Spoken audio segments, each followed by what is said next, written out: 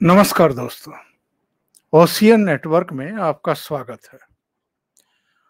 केंद्रीय गृह मंत्री अमित शाह वीरवार को असम में थे और वहां उन्होंने जो बयान दिया है, जरा वो पहले सुन लेते हैं, उसके बाद चर्चा को आगे बढ़ाते हैं। जी आइए सुनते हैं। आजादी के अमृत महोत्सव के वर्ष में देश की संसद का नया भवन 28 तारीख को लोकार्पण करने वाले हैं, देश को समर्पित करने वाले हैं।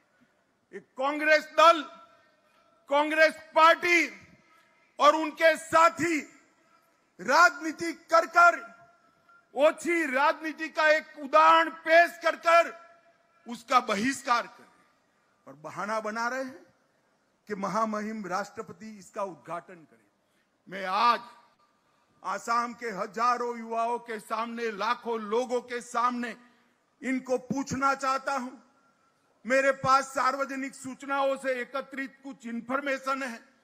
मैं कांग्रेस पार्टी को पूछना चाहता हूं, छत्तीसगढ़ में विधानसभा का भूमि पूजन श्रीमती सोनिया गांधी, श्री राहुल गांधी और वहां के मुख्यमंत्री ने किया। उस वक्त राज्यपाल महोदया कहां थी? वो ट्राइबल थी, आपने नहीं बुलाया। झारखंड विधानसभा का भूमि पूजन श्री हेमंत सोरेन जी ने किया, उन्होंने भी राज्यपाल महोदय को नहीं बुलाया। असम में श्री तरुण गोगोई ने किया, उस वक्त भी राज्यपाल को नहीं बुलाया। मणिपुर विधानसभा का लोकार्पण श्रीमती सोनिया गांधी और डॉक्टर मनमोहन सिंह ने किया, राज्यपाल नहीं थे। आंध्र प्रदेश में चंद्रबाबू नायडू जी ने किया और तमिलनाडु में श्रीमती सोनिया गांधी और मनमोहन सिंह और मुख्यमंत्री ने किया। मैं आज कांग्रेस के मित्रों को पूछना चाहता हूं, जब आप करते हो तब ये सब कुछ ठीक होता है, और जब भारतीय जनता पार्टी करती है, मोदी जी करते हैं, आपकी वक्र दृष्टि इसका बहिष्कार करती है। मोदी विरोध आप और हम पिछले कुछ दिनों से देख रहे हैं और ये कुछ ज्यादा ही तीखा और मसालेदार होता हुआ जा रहा है। सुप्रीम कोर्ट तक मामला पहुंच गया है। वहां एक जनहित याचिका दाखिल की गई और कहा गया कि प्रधानमंत्री नरेंद्र मोदी को रोका जाए नई संसद के लोकार्पण के कार्यक्रम से और राष्ट्रपति को कहा जाए कि वो इसका उद्घाटन करें, लोकार्पण करें। अब सोचने की बात यह है, जिन घटनाओं का उल्लेख अभी अमित शाह ने किया, उसके मद्देनजर जब अलग अलग विधानसभा भवनों के या तो शिलान्यास हो रहे थे या उद्घाटन हो रहे थे, तब राज्यपालों को क्यों नहीं बुलाया गया या राष्ट्रपति को क्यों नहीं बुलाया गया? और एक वीडियो अलग से मैंने बनाया था जिसमें जानकारी दी थी कि इंदिरा गांधी जब प्रधानमंत्री थी तो उन्होंने संसदीय सौंध की आधारशिला रखी थी। राजीव गांधी जब प्रधानमंत्री थे तो उन्होंने लाइब्रेरी का शिलान्यास किया था। तब राष्ट्रपति को क्यों नहीं बुलाया गया था? आज जब प्रधानमंत्री नरेंद्र मोदी के ही इनिशिएट करने पर नई पार्लियामेंट देश को मिल रही है, सेंट्रल विस्टा मिल रहा है, तब ये राजनीति क्यों की जा रही है? कुछ और चीजें मैं आपको सुनवाता हूं और ये बताता हूं कि कई बार क्या होता है, जिस तरीके की राजनीति इस समय देश में हो रही है, चाहे आम आदमी पार्टी हो, चाहे कांग्रेस हो, चाहे दूसरे नरेंद्र मोदी विरोधी चेहरे और दल हों, वो क्या एक परसेप्शन क्रिएट करने की कोशिश कर रहे हैं कि देश की राष्ट्रपति चूंकि दलित आदिवासी समुदाय से हैं, इसलिए वो जो छुआछूत वाला मामला है, उसकी वजह से उनको नहीं बुलाया गया। और इससे पहले जब इसका शिलान्यास किया गया था, तब भी तब के जो राष्ट्रपति थे रामनाथ कोविंद साहब, उनको नहीं बुलाया गया था। राम मंदिर को भी ले आए हैं कि राम मंदिर के समय भी रामनाथ कोविंद साहब को नहीं बुलाया गया था। सब जगह प्रधानमंत्री नरेंद्र मोदी ने ही, और ये कह रहे हैं कि भारतीय जनता पार्टी दलितों का, आदिवासियों का इस तरीके से अपमान कर रही है। रामनाथ कोविंद को राष्ट्रपति किसने बनाया था? नरेंद्र मोदी की अगुवाई वाली सरकार ने। एक आदिवासी वनवासी द्रौपदी मुर्मू को राष्ट्रपति किसने बनाया? जिसका इन लोगों ने अपोज किया था, और यशवंत सिन्हा को ले आए थे, तो इनको भी मोदी सरकार ने ही बनाया। लेकिन राजनीति का जो निम्नतम स्तर हो सकता है, वहां तक पहुंच करके ये लोग राजनीति कर रहे हैं। शाम को मैं 2 टूक कार्यक्रम सुन रहा था दूरदर्शन पर, जो अशोक श्रीवास्तव पेश करते हैं, और कांग्रेस के प्रवक्ता भी मौजूद थे डिस्कशन में, दूसरे लोग भी थे, शाजिया इल्मी और दूसरे चेहरे। अशोक श्रीवास्तव ने कांग्रेस के नेता से जो पूछा, तो बगले झांकना शुरू कर दिए। और जरा सुन लीजिए अशोक श्रीवास्तव ने किस तरह कांग्रेस को निवस्त्र किया है। ये लोग जो राग अलाप रहे हैं कि चूंकि आदिवासी समुदाय से राष्ट्रपति हैं, इसलिए भारतीय जनता पार्टी उनको नहीं बुला रही है, आदिवासियों को, दलितों को अपमानित किया जा रहा है। अशोक श्रीवास्तव ने इनका भंडाफोड़ किया कि जब छत्तीसगढ़ में भूमि पूजन हो रहा था, सोनिया गांधी और राहुल गांधी गए थे, और तब की आदिवासी राज्यपाल को नहीं बुलाया गया था। तब अपमान नहीं था। जरा सुनिए उनके वो अंश जो उन्होंने कहे। 2017 में जब प्रधानमंत्री नरेंद्र मोदी के महल पर जीएसटी के लिए संसद में कानून लाया गया, तो विपक्ष और खास जी, ये दूसरा है, मैं इसको चला देता हूं। अशोक श्रीवास्तव, आपको मालूम है जिस समय सोनिया गांधी और राहुल गांधी, एक परिवार के 2 लोगों ने छत्तीसगढ़ के विधानसभा का जब उसका भूमि पूजन किया, उस समय राज्यपाल कौन था?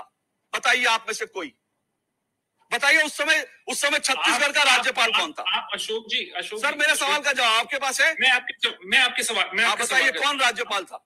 मैं अशोक जी, क्योंकि आपने काफी डिटेल रिसर्च करी है, मेरे को उसके बारे में, मेरे पास रिसर्च नहीं है। मैं आपकी रिसर्च को बोरो करना चाहूंगा, और मैं बोलूंगा कि जो भी अतिथि थे, ऑफिशियल अतिथि थे, आप लिस्ट दिखाएं, आप लिस्ट दें, और फिर हम डिबेट करते हैं कि उसमें ऑफिशियली जो फंक्शन वहां पे हुआ, वहां पे कौन किन किन को आमंत्रण दिए गए, आप वो लिस्ट दिखाएं। अब मैं आपको बताता हूँ, सुनिए, आप सुनिए, अब मैं आपको बताता हूँ। एक मिनट मैं आ रहा हूँ।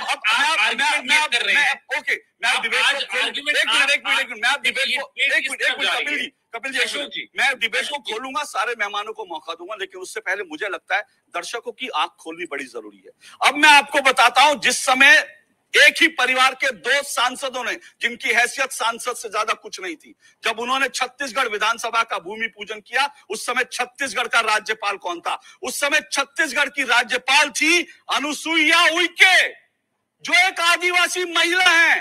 और अनुसुईया उइके को उस वक्त उसका निमंत्रण तक नहीं दिया गया। अनुसुईया उइके, जो कि एक आदिवासी राज्यपाल थी, उनको मुख्यमंत्री भूपेश बघेल ने सूचना तक नहीं दी कि यहां पर हम विधानसभा के इस नए भवन का शिलान्यास करने जा रहे हैं, उसका पूजन। मैंने इस प्रोग्राम पर जो हेडिंग लगाया है वो इसीलिए लगाया है कि कई बार जब आप इस तरह की हरकतें करते हैं, जब आप इस तरह की राजनीति करते हैं, कि राष्ट्रपति का अपमान कर दिया गया, एक आदिवासी का अपमान कर दिया गया, तब आप अपने कपड़े उतरवा रहे होते हैं, क्योंकि अतीत में आपने बहुत सारे ऐसे कारनामे किए हुए हैं। आप 60 साल सत्ता में रहे हैं, तो आपने बहुत सारी ऐसी गलतियां कर रखी है। एक प्रोग्राम अमन चोपड़ा का था और अमन चोपड़ा ने भी कांग्रेस और उसके क्रियाकलापों को एक तरीके से बेपर्दा किया है। उन्होंने पूछा है कि 2017 में जब जीएसटी लागू करने के लिए नरेंद्र मोदी सरकार ने रात्रि में 12 बजे सेंट्रल हॉल में प्रोग्राम किया था और राष्ट्रपति प्रणब मुखर्जी को उसके लिए बुलाया था, तब कांग्रेस समेत विपक्षी दलों ने उस कार्यक्रम का बायकॉट क्यों किया था? और राष्ट्रपति का अपमान नहीं था। 2019 में जब प्रणब मुखर्जी को भारत रत्न दिया जा रहा था, उस भारत रत्न समारोह में सोनिया गांधी, उनके परिवार के लोग अनुपस्थित क्यों थे? क्या वो प्रणब मुखर्जी का अपमान नहीं था? और बजट सत्र का जब संयुक्त संबोधन चल रहा था, पहला संबोधन चल रहा था, तब ये लोग बहिष्कार क्यों किए हुए थे, जबकि राष्ट्रपति वो भाषण दे रहे थे संसद सत्र का?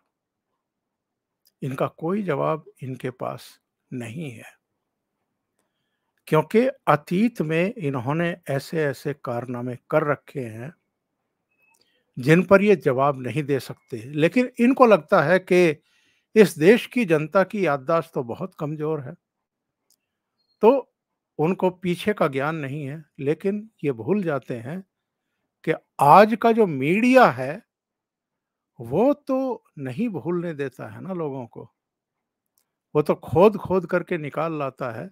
और आजकल तो सोशल मीडिया का जमाना है, मिनटों में पुराने वीडियो सामने आ जाते हैं।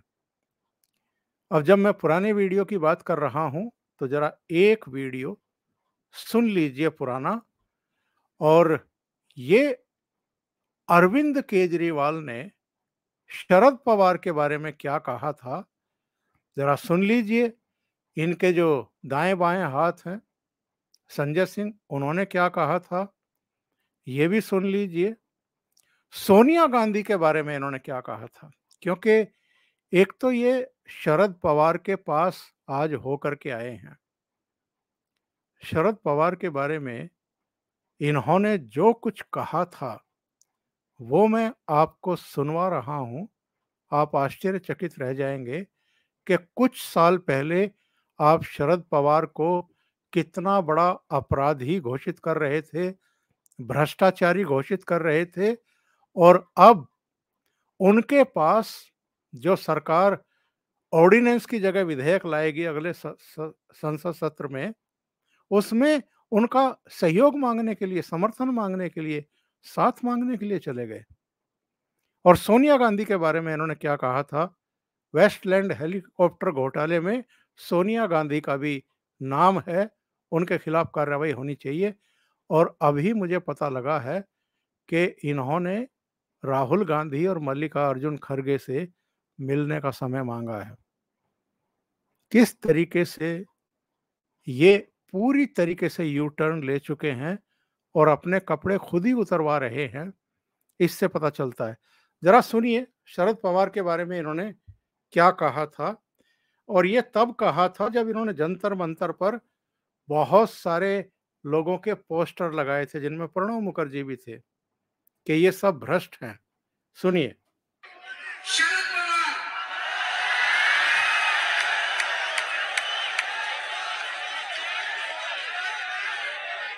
उनके खिलाफ आरोप है।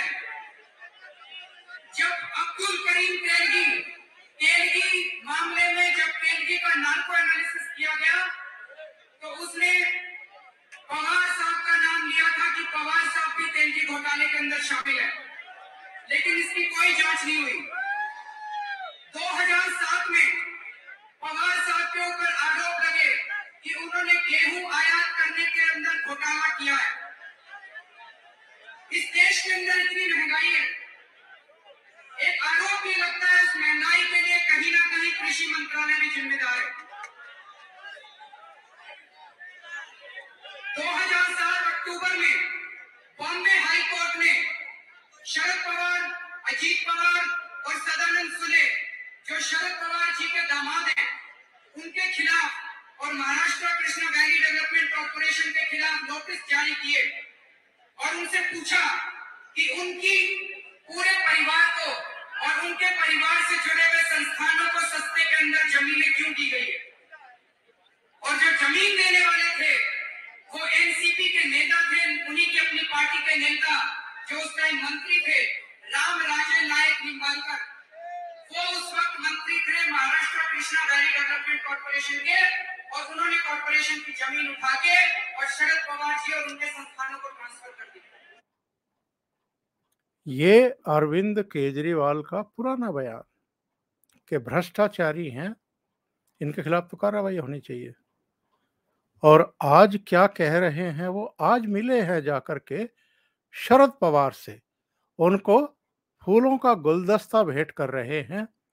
उनके साथ संजय सिंह भी खड़े हैं, राघव चड्ढा भी, आतिशी भी, पंजाब के मुख्यमंत्री भी वहां मौजूद थे। और ये सोशल मीडिया पर आज चला अरविंद केजरीवाल का पुराना बयान 2012 का 9 मई का है ये, और सुबह 10:19 पर इन्होंने ये ट्वीट किया था। हमारे पास शरद पवार जी के स्विस बैंक के अकाउंट नंबर हैं जो जल्दी ही सार्वजनिक किए जाएंगे। मैं तो हैरान हूं ये देखकर कि जिस बेईमान आदमी को आज जेल में होना चाहिए था वो आज इतना बड़ा नेता बनकर कैसे बैठा है। और ये जो नीचे वाला है ये आज का ट्वीट है।